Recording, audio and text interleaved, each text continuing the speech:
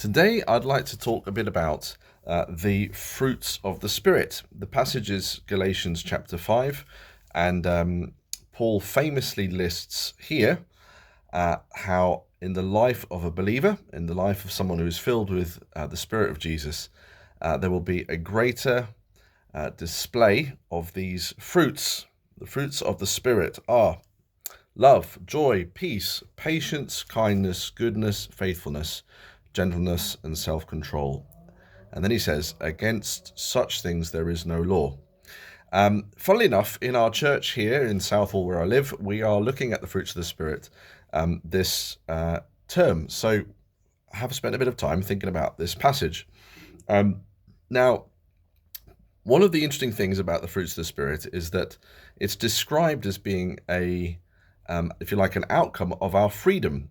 There are no laws against these things, and there are no laws that can make us do these things. It's just down to us, inspired by God's Spirit, to do it, and that involves creativity and freedom. It's not something restrictive. It's not something that can be imposed. I found that quite an interesting thought. There's probably a lot more you could say about that, but I just wanted to share that as well.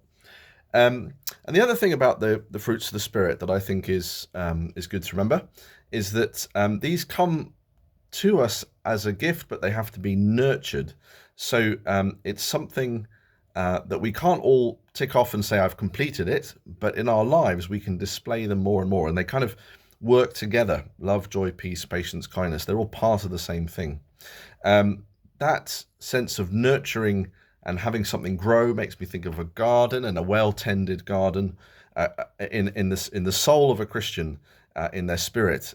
Increasingly, that well-tended garden will display those things. I'm not a very good gardener. My dad is. His garden is very well tended. Mine less so. But I hope that my heart can be tended along these different fruits. The first on the list of the fruits of the Spirit is love.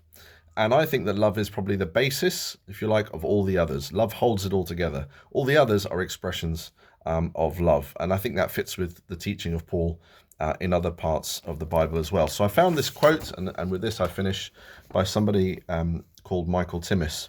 The way I define love is by using the fruit of the Spirit, which starts with love. I believe that joy is love rejoicing, peace is love at rest, patience is love waiting, kindness is love interacting, goodness is love initiating, faithfulness is love keeping its word, gentleness is love empathizing, and self-control is love resisting temptation.